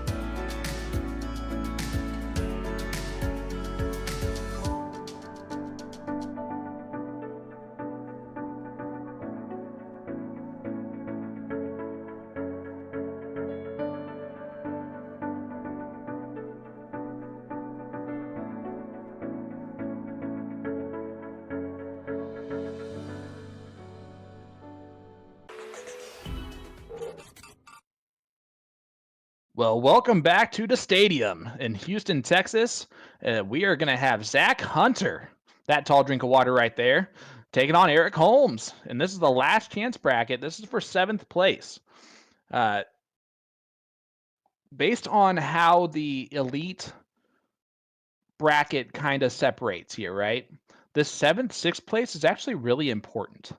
And because probably the top 6 make it automatically, maybe the top 7, because it's the top 128 overall. It just depends on kind of how many people get into this. So this could be meaning a lot here.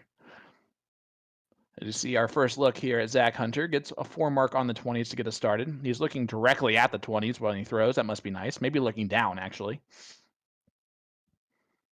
And for those that don't know, this is your 2-loss bracket, so this is only a race to 1 cricket match.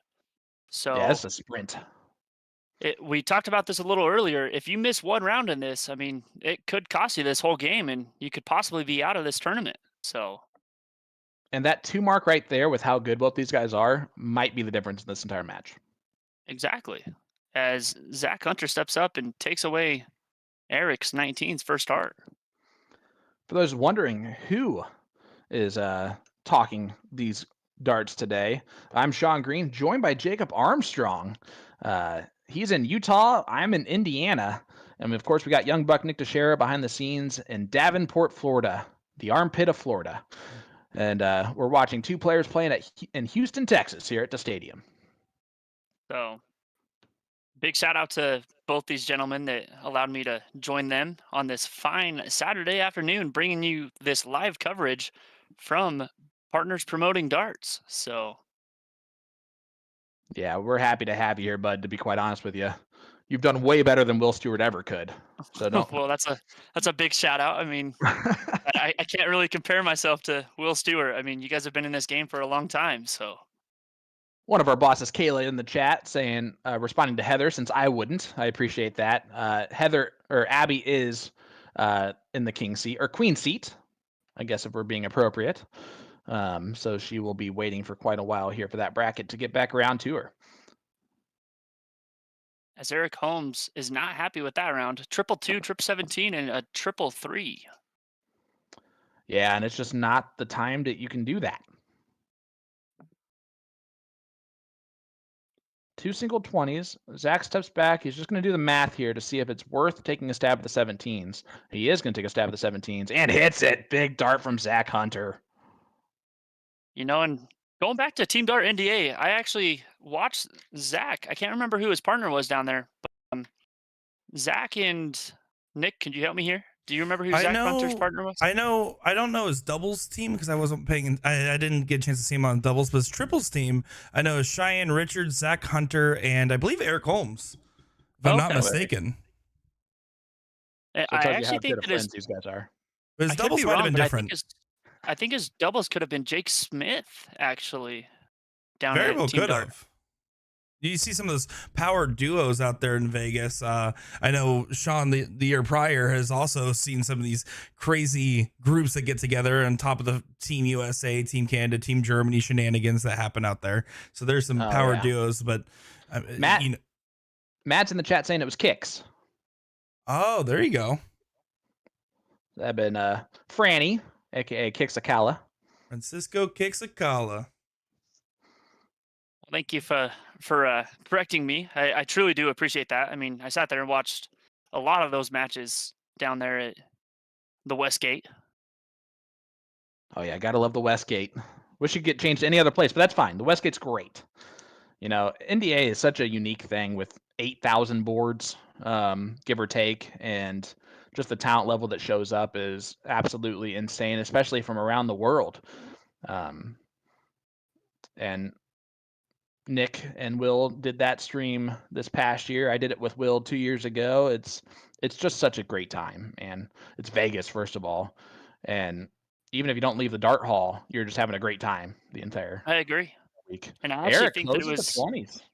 I think it was you that gave my sister her nickname that I still call her to this day. Please tell me it's Two Toes.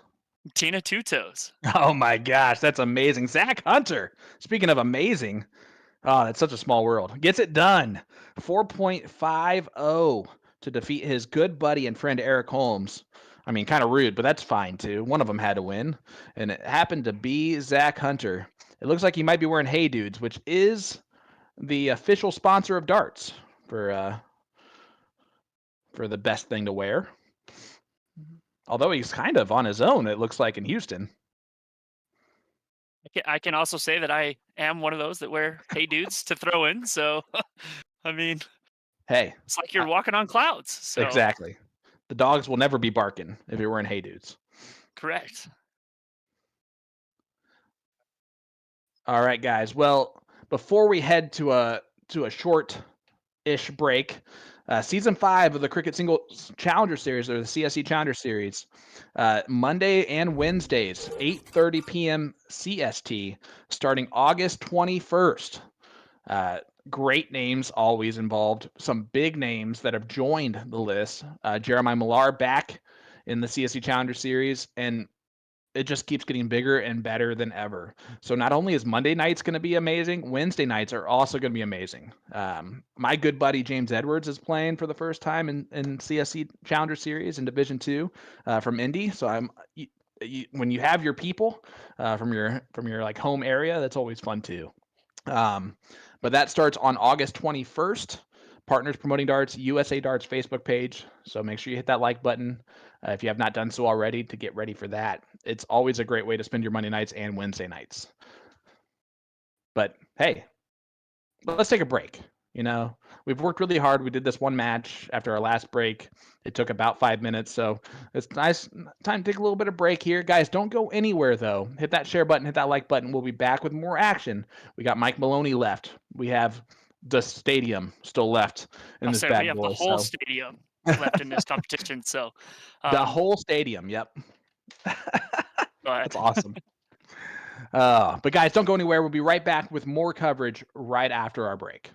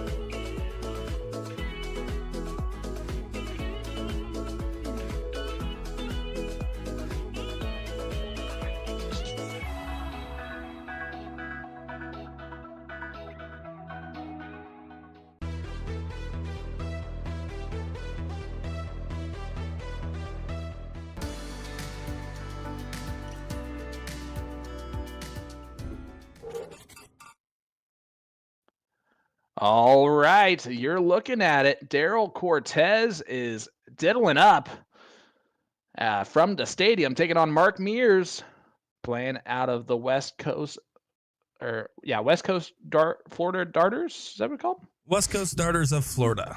Yes, I was Leave that so one close, to me. I but got way it. off. Sorry, Chrissy. Grimmel, if you're listening along there. Daryl Cortez wins the diddle.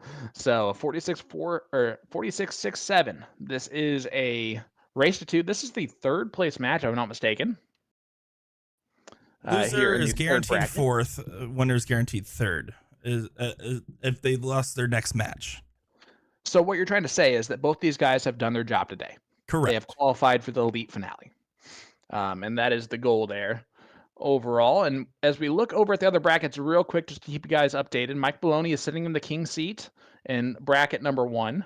And bracket number 2, surprisingly, it is Jules Van Dongen, the Dutch Dragon himself, sitting there. And bracket number 3 is Ram Gravera, so De Stadium, of course, who is sitting right there behind Daryl Cortez watching his buddy play. And bracket number 4, shockingly, is our CSC Division 2 champ from last season, Brett Hollanday, who defeated Fred Mitchell there in that one. Austin Braswell ended up 7th place, so he's right there on that cusp. Garrett Rakowski and John Pilgrim currently playing right now for the chance to play Brett Hollanday, so that one's heading to a close. We will not have anything going on in that bracket moving forward. We basically have Mike Maloney and the Stadium left for people that we can stream. I actually asked this question. Boom goes the 8 mark, so we can't say it. Can't say it. But great 8 mark there from Mark Mears. Takes a 1-point lead.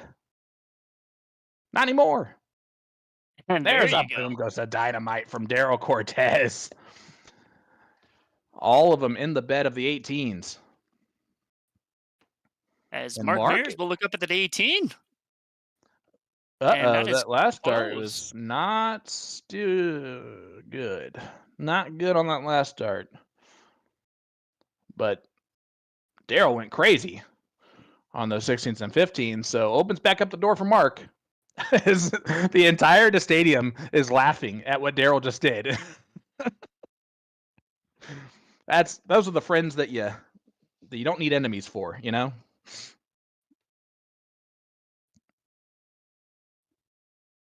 Oh, and Mark is going to get a chance on the 16s here to take the point lead. This is a race to 2. 888 might be brutal. It is brutal. He switches right over to the bullseye for that third dart. Yeah, that tells you that was a hanger for sure. And Daryl only goes up and hits 3 singles to close that number, though. And if you notice, that second dart went inside on the wire of the double. I'm always okay with that. Oh, double. And he does it. 5 bulls. Put that one on the counter. Wow. Bull, double from Mark Mears steals leg number 1, as you see Daryl's smiling. They are having a good time at the stadium. The crazy thing, the loser of this is not out of this tournament. As Ricky Bobby in the chat says, ouch. Yeah. And Heather Fuller gives a what? Heather, we have to talk real quick, because what happened to all the bull shooter players this weekend? Where are you guys all at? It's the one heavy streaming location that didn't have a single person sign up for this weekend. I was saying Mark Mears steps up, trip 18 or single 18, trip 18, and a trip 20. So a little different strategy and big answer from Daryl, though, to get 6 marks on that 19. And you know what? Nick Teixeira actually said that about Mark Mears, that he does some different strategy stuff and kind of can sometimes win legs with a worse average just by throwing off his opponent on the strategy that he picks. So you're seeing that there. Nice shout out there, Jacob.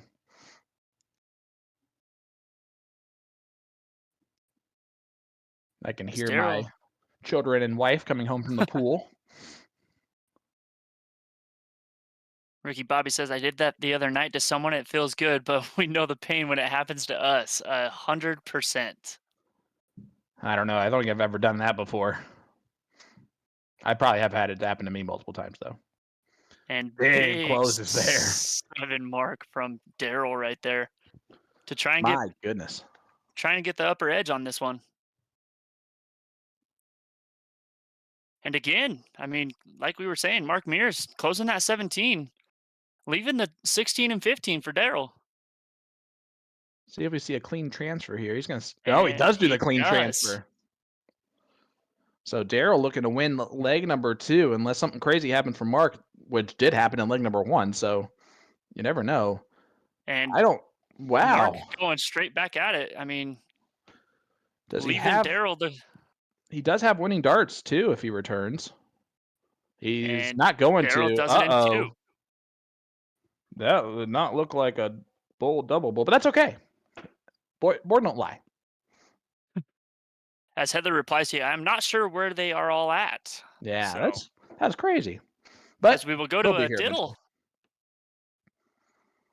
And we've seen how Daryl plays this diddle.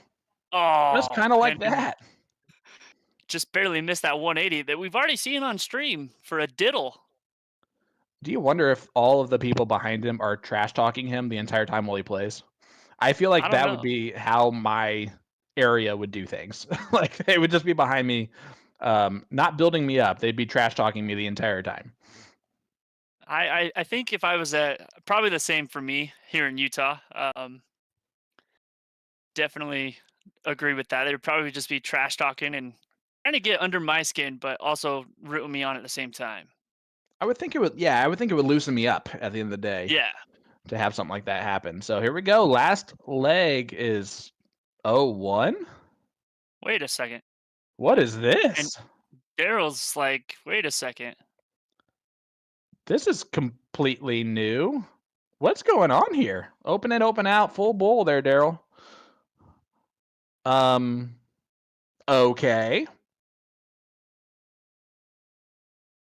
Yeah, so it looks like they're doing a tiebreaker 501 instead of doing it as the middle game there, which is pretty interesting. I think they do that to keep the brackets moving a little bit faster, but yeah, definitely but one of those.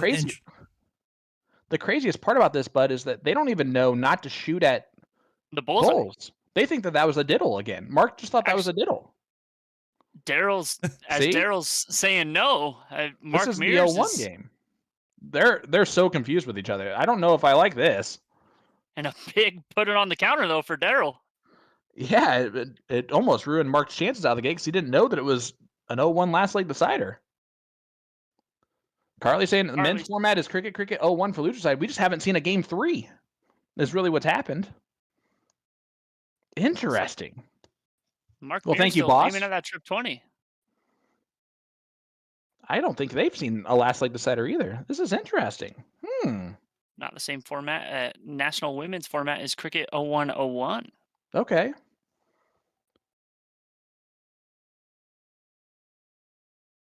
And I think Mark Mears walked off real quick. Oh, there he is. Yeah. Well, a little bit of a chance here to get back in the leg, honestly. A hat trick or even that will work too. He won't leave a finish, but... I was going to say, I don't think Mark Mears' shot changed too much if he knew his fat bowl. He does prefer the triples route. He just feels more confident in his game on those sections. And how about another put it on the counter to leave 48 for Daryl Cortez? Yeah, and he can shoot at that trip 16 too with open in, open out. So Mark's got to dodge a miss here from 48 from Daryl. Does leave a finish. And he leaves a nice 20s finish for him. But, 24 now for Daryl. And he hits the double 12. Man, that threw us for a loop. I don't know about you guys. Didn't know what was coming. So, we had no idea. Well, this is, of course, our first time streaming the qualifiers here, and it's been a good 4 years since I played in my last qualifier for TOC. So a little bit of ironing out the kinks. Of course, first of 4, right? The next one we are going to be streaming is going to be August 12th. Will be the next qualifier, and then after that we have 2 more, I believe August 26th and September 9th, if I'm not mistaken there. Now, while we're waiting on Zach Hunter to get up to the board here to play against Jordan Meyer, by the way, the Laughing Assassin. Ooh. He's going to be looking fancy. One thing you guys should know when you're, except for obviously right now we're watching some top 5, the players have already made the elite finale guaranteed, right? There's some of these players that are going to have multiple vouchers, either through their own vendor or if they play for multiple vendors. So you're going to potentially see people that got that 7th place or lower finish that think that they could have had a better run come back and play. So you actually see players sometimes intentionally wait till the last qualifier because they hope that all the other higher average players already qualified. That's a bold move, Cotton. A little bit of min-maxing from some of these players. And you know what? That's the beautiful thing about having you on this is that you have that player perspective that I've never played a PPD Nationals or a TOC, and same thing I think for Jacob. So correct. I have never played one either, but I do want to get into it. But we just talked about that in the break. I mean, Nick was saying that he got washed when he threw in one. So, I mean, it's always that chance, but I don't even know what I was going to say right there. Hey, it's always worth it to try, right? Because you never know. As actually, the 6th place match is what's about to happen between Zach Hunter and Jordan Meyer. So while they both should most likely make the elite finale off of this, technically it's not guaranteed. Only the top 5 are. You don't want to risk someone saying, you know what, I can't get the time off of work, I'm not going, to make sure you get your spot in, right? You want to have it locked and loaded, especially when you're talking the difference of hundreds of dollars for last place and thousands of dollars for first. I do want to go ahead and shout out. Thank you so much for the kind words, Carly, and also Charles Tyler. The fellow Utah. Ricky Bobby as well. Charles Tyler, big shout out to you. Wait, what is a person from Utah called? Utah with an N on the end. Boom goes the Utah. I like that, actually. There you go. A Utah. Made it in last year. They couldn't go. Sorry to hear that, Stuart. You can see Ram Guevara doing the traffic director in the background, telling Zach where to go and guiding him into place there. So we're going to be getting a 6th place match. This is going to be Zach Hunter against Jordan Meyer. And then, of course, after this, we'll follow Zach along until it gets back to Daryl Cortez and then back to Ram Guevara. Hey, I don't know if you see that. His hat, I think, is representing Will Stewart. It says Backpack Boys on there. And, of course, Will is my backpack that I carry every time we do a stream together. So, as Armand says, Zach, moving to Streamboard. Thank you, Armand. Appreciate you. But love that hat. Will's gonna have to get himself one of those. Well, we had 160 players competing today for place in one of the 3 finale levels at the 2023 Tournament of Champions in Kansas City, Missouri this fall. The players who place in the top 5 positions in their bracket are guaranteed a spot in their gender's elite finale at TOC, where the first place team takes home $20,000. That's $10,000 apiece for those of you who cannot do divisible by 2 math.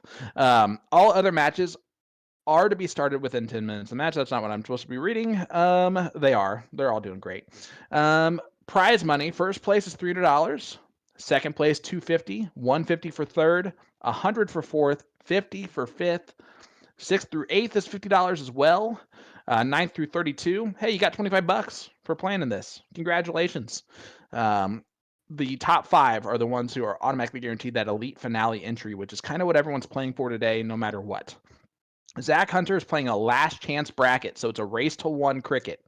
We don't have to figure out all those craziness of what we're playing. We are playing cricket. I love it. I do too. I love the 1 cricket. I mean, exactly what we said all day, though. I mean, if you miss 1 round, your opponent can capitalize exactly on that round that you missed. So, hey, when you go to TOC in October, you want to look good, right? So get ready for the Tournament of Champions with the official tournament jersey. Pre-orders are starting now and run until August 27th, 2023. How to order? You can personalize the official event jersey with your name and customize your preferred collar type and pocket type. Just go to magicwear.com/TOC-event-jersey-2023.html. I'm sure that Young Buck can put that in the chat at some point. He's not really doing much anymore. He's watching the stadium, and then Mike Maloney whenever he decides to play the final, whenever anyone gets there. Which, if I'm looking over at his bracket, is just not close. They're in the 6th place match right now, so closer than not super close, you know. But the Laughing Assassin taking on Zach Hunter. That's going to be a doozy. A doozy. You know me, the English teacher in me is really upset that you put a lowercase h for Hunter there, Nick.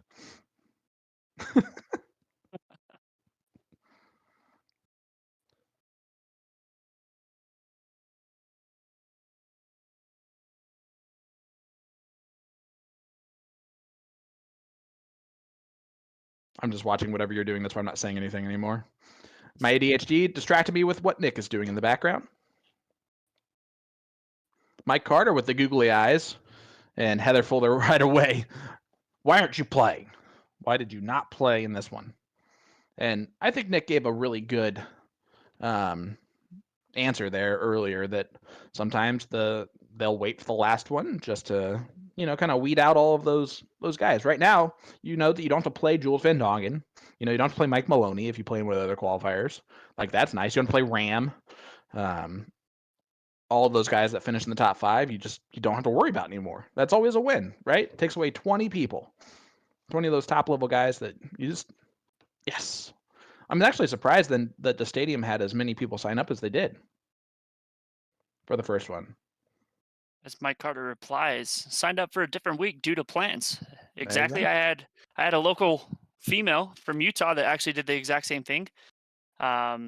She was gonna throw today out here at a bar in Ogden, Utah, and signed up for a different one just because they couldn't get another bracket, unfortunately. So she is planning on throwing in another one. So, and that's a great point there, Jacob. I mean, while yes, waiting till the end is kind of the strategy if you want to kind of avoid some early people getting out of the way. The other risk is if your bracket doesn't fill and you're one of the last to sign up for the last qualifier, you don't get to play the finale at all.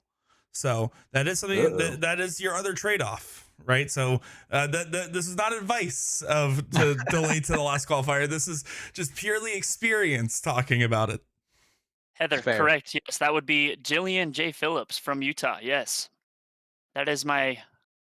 You can ask her. I mean, that's my mixed doubles partner for everywhere we go. I mean, that's my other half for mixed. So, and she is a great shot. As it looks like. Oh, sorry. Go ahead, bud. I was just saying, as we are looking, Jordan Meyer and Zach Hunter are about to get underway. So.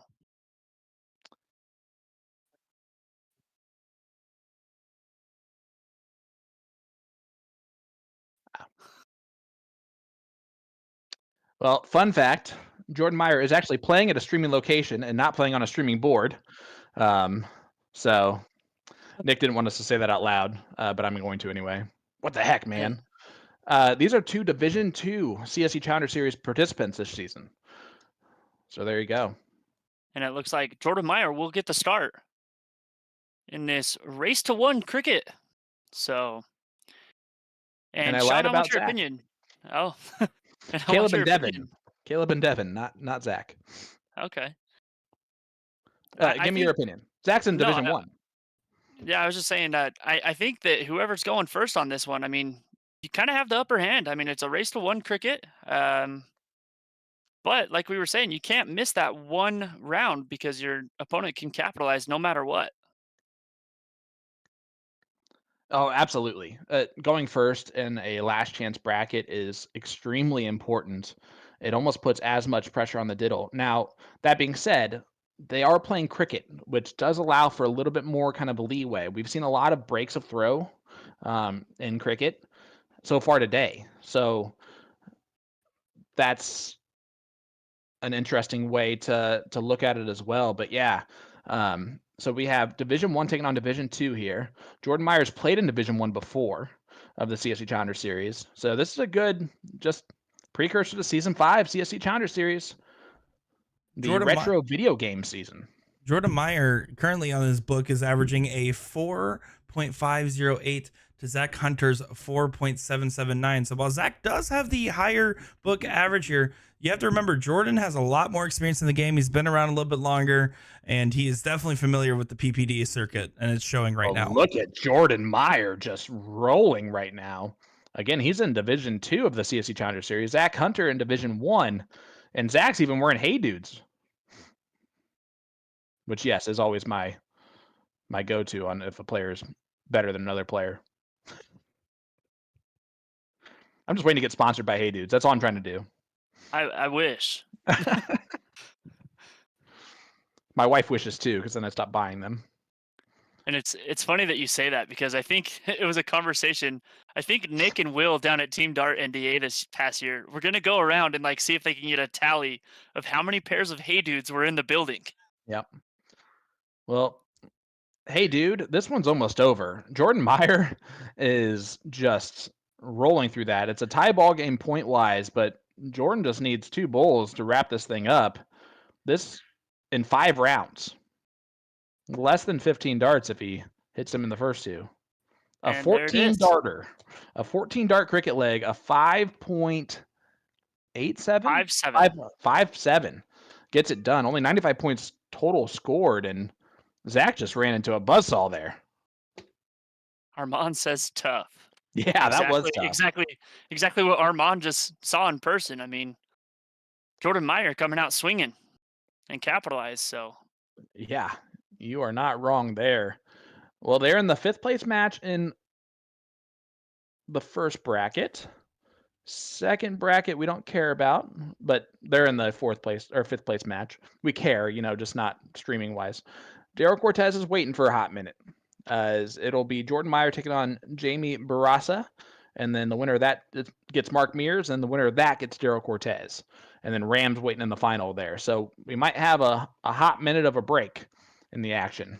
Yeah. If I'm not mistaken. Correct, Nick? That is correct. So there's going to be basically 2 single games of cricket that have to get fully played out before it's time to stream Daryl again. Of course, by the time Daryl's done, that guarantees Ram will be playing his final. So it'll be nonstop action after this last break here. So break again will last about 10 to 20 minutes. So we're going to actually cut our feed here and then come back live to you once it is time to get those matches. So when you see that live notification, you see us come back up, you know you're going to be watching high octane finale darts here to see who makes it to the finale. Couldn't have said it better myself. Well, I'm Sean Green. Jacob Armstrong from Lost Boy Darts is in the virtual booth with us today. He's been fantastic so far. It's been a pleasure, buddy. Hey, I truly appreciate you saying that. It's a big compliment for me. I mean, this is my first time doing this with you guys, and I can't wait to possibly do more with you. So. Oh, well, if anything works out like today did, Nick knows how to pick them. I'm telling you what. But we'll be back in about 15-20 minutes again with a new stream. So look for that. Hit that notification button. Like the page, all that good stuff. Make you drop a like, drop a comment, and drop a share. Yeah, absolutely. So. Guys, cannot appreciate all of you guys watching along. We'll be back for the Stadium's 3rd place match. Then hopefully the finals of Mike Maloney and Ram Guevara when we get back on stream. So we'll see you guys shortly.